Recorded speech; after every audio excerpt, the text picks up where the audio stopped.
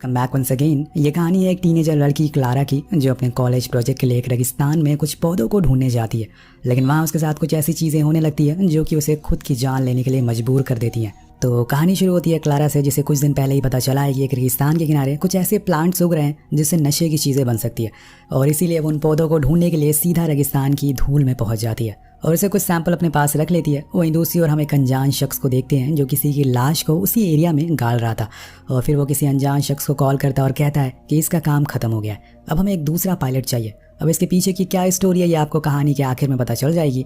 अगले दिन क्लारा फिर से उस प्लांट के और सैंपल लेने के लिए निकलती है। इस बारी वो काफ़ी दूर आ चुकी थी, लेकिन यहाँ आने पर भी उसे कुछ नहीं मिलता। तभी हम एक एरी नाम की लड़की को देखते हैं जो कि बाइक राइड कर रही थी। एरी असल में यहाँ के शेरिफ की बेटी है। वो क्लारा को देखकर शौक थी कि आखिर वो इस सुनसान बिहार में क्या कर रही है। तो वो उसे बताती है कि मैं यहाँ पे एक रिसर्च करने के लिए आई हूँ, पर तुम यहाँ बाइक राइड क्यों कर रही हो। और वो भी अपना जवाब देती है कि मेरे डैड को पता ना चले कि मैं स्कूल बंक करी हूँ, इसलिए मैं यहाँ पर आती हूँ। अब उन दोनों में काफ़ी अच्छा बॉन्ड बन जाता है, जिसके बाद दोनों साथ में ही उस प्लान को ढूंढना शुरू करते हैं और फिर साथ में बैठकर काफ़ी बातें भी करते हैं, जिसमें एरी बताती है कि उसकी मॉम की डेथ हो गई है। वो और उसके डैड अकेले एक साथ रहते हैं, लेकिन उन्हें काम से फुर्सत नहीं मिलती और इसीलिए मैं यहाँ पर राइड करने के लिए आ जाती हूँ। कुछ समय के बाद वो चली जाती है, लेकिन क्लारा अभी भी वहीं थी। उसे कुछ और ढूंढना था, पर कुछ समय के बाद अंधेरा हो जाता है और वो भी जाने लगती है। लेकिन उसी दौरान अचानक से उसे आसमान में एक प्लेन दिखता है जो क्रैश होकर गिर रहा था। अब उसे देखकर वो बहुत डर जाती है और फौरन कार से उसी क्रैश वाले साइड पर पहुंचती है। अब यहाँ प्लेन पूरी तरह से क्रैश हो चुका था, लेकिन उसका पायलट थॉमस अभी भी जिंदा था। और तभी क्लारा की नजर पड़ती है पास में गिरे कुछ पैकेट्स पर जिसमें ड्रग्स थे। पहले तो वो उसे बचाने की सोच रही थी उस पायलट को, लेकिन अब वो समझ जाती है कि ये आदमी किसी तरह का स्मगलर है और इसीलिए यहाँ से भाग जाना इस समय सही होगा। वो कार स्टार्ट करती है, लेकिन इससे पहले कि वो भाग पाती, थॉमस उस पर गोलियां चलाना शुरू कर देता है, जिसकी वजह से उनकी कार एक गड्ढे में फंस जाती है। अब यहाँ क्लारा थॉमस के कब्जे में थी, वो जो चाहे उसके साथ कर सकता है। लेकिन यहाँ क्लारा दिमाग लगाती है और कहती है कि तुम्हें पता भी है तुम इस समय कहाँ पर हो। वो कहता है कि नहीं, तुम बताओ कहाँ पर हो। तब क्लारा बोलती है कि मैं तुम्हें तुम्हारी मंजिल तक पहुँचा सकती हूँ, यहाँ से रोड कुछ ही दूरी पर है, क्योंकि मुझे इस जगह के बारे में अच्छे से पता है। हालांकि दोस्तों ये झूठ होता है, लेकिन उसे अपनी जान बचाने के लिए कुछ तो करना ही पड़ेगा। अब थॉमस समझ जाता है कि वो सही कह रही है, इसलिए वो सबसे पहले तो उसे सारे पैकेट्स उठवाता है और उन्हें कार में रखवाता है और फिर उसके हाथ पैर बांध देता है। लेकिन कार में बैठते ही क्लारा मैप को छुपा लेती है, क्योंकि अगर वो उसके हाथ लग गए तो उसे रास्ता पता चल जाएगा और वो पक्का उसे मार देगा। उसकी कार में एक चाकू भी था, उसे भी वो हटाने वाली थी, लेकिन तभी वहाँ पर थॉमस आ जाता है और दोनों फिर निकल जाते हैं। उधर हम वही अनजान शख्स को देखते हैं जो कि सप्लायर है। वो कहीं फ़ोन लगाकर कहता है कि अभी तक प्लेन क्यों नहीं आया। तब उसे पता चलता है कि वो तो कब का निकल चुका है। ये आदमी जिसका नाम जॉर्ज है, वो अब थॉमस को ढूंढने के लिए निकल जाता है अपने पार्सल के पीछे। यानी कि अब ये कहानी 3 लोगों के इर्द गिर्द घूमती है, थॉमस, जॉर्ज और क्लारा। वहाँ क्लारा थॉमस से पूछती है कि जब हम सैल्टन सिटी पहुँच जाएंगे तो वहाँ जाकर क्या तुम मुझे छोड़ दोगे, लेकिन वो कुछ जवाब नहीं देता, जिससे कि उसके मन में डर और बढ़ने लगता है। तब वो कहती है कि मेरे पास 2 बैग्स हैं, तुम वहाँ पहुँचने पर उन पैकेट्स को उस बैग में रख देना और फिर अपने रास्ते चले जाना। मैं प्रॉमिस करती हूँ कि मैं ये बात किसी को नहीं बताऊंगी।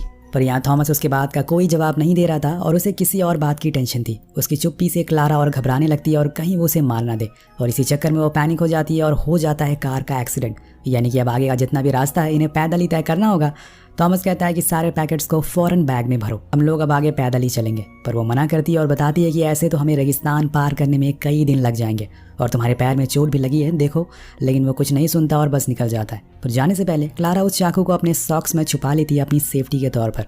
वहीं दूसरी ओर हम देखते हैं कि अब जॉर्ज ने ट्रक खड़ी कर दी है और वो अपनी कार से रेगिस्तान के चारों ओर चक्कर लगा रहा है ताकि उसे वो प्लेन और पैकेट्स मिल सके। अब वो उन पैकेट्स के लिए किस हद तक जा सकता है ये हमने कहानी की शुरुआत में देख लिया था। सीन शिफ्ट होकर पहुंचता है थॉमस और क्लारा पर, जो पूरी रात बस पैदल ही चलते रहते हैं। लेकिन अब इनके ऊपर सूरज अपना कहर बरपा रहा है, जिसकी वजह से इनकी हालत अब खराब हो रही है। यहाँ थॉमस और चलने को कहता है क्योंकि उसे जल्दी से उस जगह पर पहुंचना है, पर क्लारा की हिम्मत ने जवाब दे दिया, इसलिए वो वहीं रुककर थोड़ा आराम करने को कहती है। कुछ खून के धब्बे भी थे और तभी वहाँ पर 2 राइडर्स आ जाते हैं जो उनसे पूछते हैं कि वो ट्रक किसका है, तुम यहाँ क्या कर रहे हो। वो लोग थोड़ा पानी पीते हैं, पर जब थॉमस सूसू करने के लिए जाता है तो क्लारा इसी का फायदा उठाती है और वहाँ से भागना शुरू कर देती है। यहाँ उसे लग रहा था कि वो खुद की जान बचा लेगी, लेकिन होता इसका उल्टा है। ऐसा करके उसने थॉमस को और ज्यादा चौकन्ना कर दिया था। अब वो उसे कुछ ही देर में पकड़ लेता है और अब तो उसने उसके दोनों हाथों को भी बांध दिया है, उसके ऊपर बैग को लाद दिया है जो कि काफी भारी है। उधर हम शेरिफ एलेक्स को देखते हैं जो कि एरी के डैड है, जिन्हें न्यूज़ से पता चलता है कि बोरेको के रेगिस्तान में लोगों को एक लाश मिली है जिसे कुछ जानवरों ने ज़मीन से बाहर निकालकर आधा खा लिया है। उसी दौरान उसे एरी भी मिल जाती है जो कि अपने स्कूल जा रही थी। लेकिन उसने हेलमेट नहीं पहना था जिस वजह से वो उसे बहुत डांटती भी है। लेकिन यहाँ पे एरी उसे कुछ खास रिस्पॉन्स नहीं देती, जिससे ये साफ पता चलता है कि इन दोनों के बीच में उतनी खास बॉन्डिंग नहीं है जितनी होनी चाहिए। इसी दौरान एलेक्स के पास हॉस्टल से कॉल आता है कि क्लारा 2 दिन से हॉस्टल नहीं आई है। ये नाम सुन के एरी फौरन कहती है कि अरे मैं तो क्लारा से कल ही मिली थी, हमें इसे जल्दी से ढूंढना चाहिए, बहुत ही अच्छी लड़की है वो दोनों इसके हॉस्टल जाते हैं, लेकिन वहाँ पे उन्हें क्लारा कहीं दिखाई नहीं देती। हालांकि उसका सामान तो वहीं पर था, लेकिन वो गायब थी, जिससे ये साफ पता चल रहा था कि उसके साथ कुछ तो हुआ है। लेकिन यहाँ पे एलेक्स अपनी बेटी को स्कूल भेज देता है क्योंकि उसे लेकर वो इतने बीहड़ इलाके में घूम नहीं सकता। वहीं दूसरी ओर जॉर्ज, जो कि बड़ी ही मुसीबतों के बाद उस क्रैश प्लेन के पास पहुंच जाता है, जहां पर उसे बचे हुए पैकेट्स भी मिलते हैं और साथ में कुछ गोलियों के शेल भी। ये सब देखकर वो समझ जाता है कि जरूर यहाँ पे कुछ तो हुआ है, लेकिन इतना तो कंफर्म है कि थॉमस अभी भी जिंदा है और इसीलिए वो उसे ढूंढ के रहेगा। उसकी नज़र जमीन पे लगे टायर्स के निशान पर पड़ती है, जो कि असल में उसे क्लारा की ओर लेकर जा रहे थे। और कुछ ही दूर जाकर उसे वो कार भी मिल जाती है जिसके चारों गेट खुले थे और उसमें क्लारा का सामान भी था। जॉर्ज उनसे झूठ बोलता है कि उसे आते हुए ये दिख गया। क्या उन दोनों ने किसी और को देखा है आसपास? वो दोनों पुलिस को कॉल करने की बात करते हैं और ये बात जॉर्ज को पसंद नहीं आती, इसलिए वो दोनों को मार देता है और उसी कार के पास छोड़कर चला जाता है। अब उसका एक ही मोटिव है, उसे कैसे भी करके थॉमस को उन पैकेट्स को ढूंढना है, क्योंकि उसमें करोड़ों का सामान है। पर वहाँ थॉमस के पैर में जो चोट लगी थी उसने अब इन्फेक्शन होना शुरू हो चुका था, इसलिए वो सही से चल नहीं पा रहा था। क्लारा कहती है कि क्यों ना हम यहीं पर रुककर थोड़ा आराम करें, लेकिन यहाँ पे थॉमस को जॉर्ज का अंदेशा है। उसे अच्छे से पता है कि वो उसे ही ढूंढ रहा होगा और इसी कारण वो यहाँ पर रुक नहीं सकता। लेकिन क्लारा उसे समझाती है कि अगर हम लोग चलते रहे तो धूप और इन्फेक्शन से मारे जाएंगे, या फिर हमें अपने रास्ते को चेंज करना होगा क्योंकि आगे कोई पहाड़ नहीं है। अब थॉमस यहाँ पर कहीं ना कहीं थक चुका था, इसलिए वो मान जाता और वहीं छांव में दोनों आराम करने लगते हैं। अब क्लारा उसे पूछती है कि तुम्हारा प्लेन आखिर क्रैश कैसे हुआ। वो बताता है कि इंजन स्टॉप होने की वजह से। वो प्लेन अच्छा नहीं था, हम छोटे प्लेन इसलिए उड़ाते हैं क्योंकि वो रडार पर नहीं आते। अब सीन कट होता और हम एलेक्स को देखते हैं, जिसे अपने लोगों से पता चल चुका था कि आखिर किस जगह पे क्लारा की कार है, इसलिए वो फौरन वहां पहुंचता है और कार के पास उसे वही 2 राइडर की लाश मिलती है, जिससे वो समझ जाता है कि ये जरूर बहुत बड़ा गेम चल रहा है। अब यहाँ से वो वापस अपने स्टेशन जाने लगता है, लेकिन तभी उसे वहाँ जॉर्ज के कार के टायर के निशान दिख जाते हैं। अब वो जॉर्ज का पीछा करना शुरू करता है। वहीं दूसरी ओर जॉर्ज एक ऊंची पहाड़ी पर खड़ा होकर उन दोनों को ढूंढ रहा था। तभी उसे एलेक्स की कार दिख जाती है, तो वो फौरन ऊपर जाने लगता है, लेकिन एलेक्स को पता चल गया था, इसलिए वो भी अब तैयार था। इतने में उसके हाथ में एक गोली लगती है जो कि जॉर्ज ने चलाई थी। इसी चक्कर में उसका नेम बैंड भी वहीं गिर जाता है, उसका पैर फिसल जाता है और वो जाकर एक खाई में गिरता है। दिन जॉर्ज उसके पास आकर देखता है तो उसे सिर्फ वहाँ ऊंची ऊंची खाइयां दिख रही थी। उसे लगता है कि शायद वो मर चुका है, इसलिए वो सबसे पहले तो जाकर उसके रेडियो को तोड़ता है और फिर उसके ट्रक को ठिकाने लगा देता है। इधर क्लारा और थॉमस पिछले कई घंटों से बस चले जा रहे हैं। अब उनकी हालत ने जवाब दे दिया है, क्योंकि इनके सामने एक पहाड़ आ चुका है। ये रास्ता यहीं खत्म होता है। थॉमस कहता है कि हमें इसे चढ़कर दूसरी तरफ जाना होगा, पर यहाँ क्लारा कहती है कि हमें यहीं पर आराम करना चाहिए और कल सुबह होते ही हम लोग इस काम को करेंगे। लेकिन थॉमस को अभी चढ़ना था क्योंकि उसके पास समय की बहुत कमी है, इसलिए वो उसके हाथ को खोल देता है और चढ़ने को कहता है। हालांकि कुछ देर बाद थॉमस की जान बच जाने वाली थी, लेकिन क्लारा उसे बचाती है और आधी रात को वो लोग फाइनली ऊपर तक पहुंच जाते हैं। उधर जब ड्यूटी खत्म होने के बाद एलेक्स घर नहीं पहुंचता, तो एरी को उसकी फिक्र होने लगी, इसलिए वो सीधा यहाँ से पुलिस स्टेशन पहुंचती है कि शायद उसके डैड वहाँ पर हो। लेकिन वहाँ पर सभी लोग अपने अपने घर जा चुके थे, पूरा पुलिस स्टेशन खाली था। वो यहाँ समझ जाती है कि जरूर उसके डैड क्लारा को ढूंढने के लिए गए होंगे और वहीं उनके साथ कुछ हो गया होगा। अब वो फौरन अपनी बाइक उठाती है और निकल जाती है अपने डैड को ढूंढने के लिए। उसी जगह जाती है जहाँ पर क्लारा से पहली बार मिली थी। इधर दूसरी तरफ अंधेरा हो चुका था, इसलिए दोनों ने आग जलाई थी, लेकिन इनके पास अब कुछ खाने को नहीं और ना ही पीने को पानी, और इन्हें अब आगे आने वाले दिन घंटे ऐसे ही गुजारना होगा। दोनों एक साथ पहले इतनी फुर्सत में बैठे थे और आज इतनी दिनों बाद इन्हें एक दूसरे का नाम पता चलता है बातों बातों में। अब यहाँ थॉमस अपने बारे में कुछ बातें बताता है, जैसे कि वो एक टीचर है, लेकिन उसके डैड की तबीयत कुछ ठीक नहीं है, इसलिए पैसों के लिए वो ये काम कर रहा है ताकि उसे जो भी पैसे मिले वो उनका इलाज करवा सके। वो ये भी बताता है कि कभी कभी हमें मजबूरी में गलत काम करना पड़ता है। वहीं क्लारा भी उसे अपने हाथ में बटरफ्लाई टैटू दिखाती है और कहती है कि ये मैंने अपनी छोटी बहन की याद में बनवाया था। उसकी पिछले साल मौत हो गई, लेकिन सभी लोग उसका जिम्मेदार मुझे मानते हैं, क्योंकि उस समय मैं उसके साथ थी। उन लोगों के लिए ये सब बातें मुझे इतना दर्द देने लगी हैं कि मैंने अपना घर छोड़ दिया और तब से मैं ऐसे ही भटक रही हूँ। वेल, ये सीन देखकर हमें एक लाइन याद आती है कि डोंट जज a book by its cover. अब यहाँ दोनों दिल के अच्छे थे, लेकिन उनकी मजबूरी ने उन्हें यहाँ तक पहुँचा दिया। उधर एरी अपने डैड को बेताबी से ढूंढ रही है, लेकिन उन्हें वो कहीं भी दिखाई नहीं देते।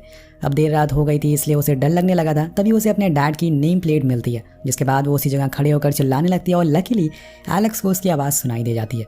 वो भी उसे आवाज़ लगाता है और कुछ इस तरह से दोनों एक बार फिर से मिल जाते हैं। एरी उन्हें रस्सी के जरिए ऊपर खींच लेती है। उधर दूसरी तरफ हम देखते हैं कि देर रात जब थॉमस सो जाता है तो मौका देखकर क्लारा चाकू से अपनी रस्सियां काट लेती है और फिर वहां से भाग जाती है। कुछ समय के बाद उजाला हो जाता है और यहाँ पे एलेक्स एरी से कहता है कि अब तुम घर जाओ, मुझे ये काम अकेले ही करना पड़ेगा। लेकिन वो उसकी बात नहीं सुनती और उसे बिना बताए वहां से निकल जाती है क्लारा को ढूंढने के लिए। लेकिन वहाँ क्लारा भाग रही थी, बस भागे जा रही थी। उसे इतनी दूर तक जाना था कि उसके पीछे कोई भी ना आ सके। लेकिन आज उसके सामने आ जाता है जॉर्ज, जो कि अब उसके ही पीछे पड़ चुका है। हालांकि वो उसे नहीं जानता, लेकिन वो यहाँ अकेले घूम रही है। इसका मतलब है कि साफ साफ उसके पास कुछ कनेक्शन है उन पैकेट्स को लेकर। अब क्लारा ऊंची चट्टानों के बीच में भागना शुरू करती है। उसके पीछे पड़ा था जॉर्ज, लेकिन इस बार उसका सामना हो जाता है थॉमस से। वो भी यहाँ पहुंच चुका था। वो उसे कुछ नहीं कहता बल्कि उसकी आंखों में देखता और कहता है कि जाओ यहाँ से भाग जाओ, और खुद जाकर जॉर्ज के सामने खड़ा हो जाता है क्योंकि इन सब में वो क्लारा को घसीटना नहीं चाहता।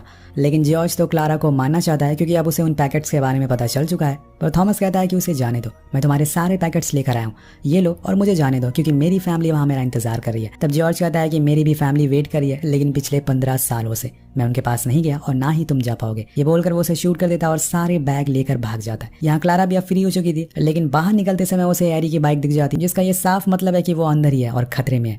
इसलिए वो एरी के लिए दोबारा अंदर जाती है और देखती है कि जॉर्ज ने एरी को पकड़ रखा है। वो उसे छुड़ाने की कोशिश करती है, लेकिन जॉर्ज गोली चला देता है जो जाकर उसके पेट में लगती है और वो गिर जाती है। अब इसी का फायदा उठाकर एरी जॉर्ज को धक्का दे देती है, जिसकी वजह से वो जाकर एक पत्थर से टकरा जाता है और मौका देखकर वो फौरन क्लारा को उठाती है और अपनी बाइक पर बैठा लेती है और यहाँ से सीधा भागना शुरू करती है। लेकिन यहाँ जॉर्ज के सर पर खून सवार हो चुका था, वो पागलों की तरह इनके पीछे पड़ चुका था। तब यहाँ एंट्री होती है एलेक्स की, जो उस पर गोलियां चलाना शुरू कर देता है। लेकिन इन गोलियों के बावजूद वो उन दोनों का पीछा नहीं छोड़ता और इसी वजह से एरी बाइक की स्पीड तेज करती है, लेकिन इतने में पीछे बैठी क्लारा नीचे गिर जाती है।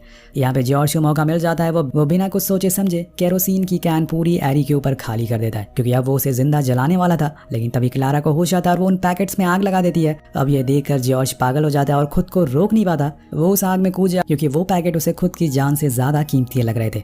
वो आग को बुझा तो नहीं पाता, लेकिन हाँ उसमें जलकर जरूर मारा जाता है। तभी वहाँ एलेक्स भी आ जाता है और अपनी बेटी को सही सलामत देखकर उसे गले से लगा लेता है। इधर क्लारा भी ठीक थी, तभी उसे अपने साइड में वही नशे का पेड़ मिलता है जिसके लिए वो यहाँ तक आई थी, पर उसके साथ कुछ और ही हो गया। आपको क्या लगता है कि अगर प्लेन के पास क्लारा ना जाती और थॉमस की मदद ना करती तो ये सब होता? क्या उसकी मदद करके उसने सही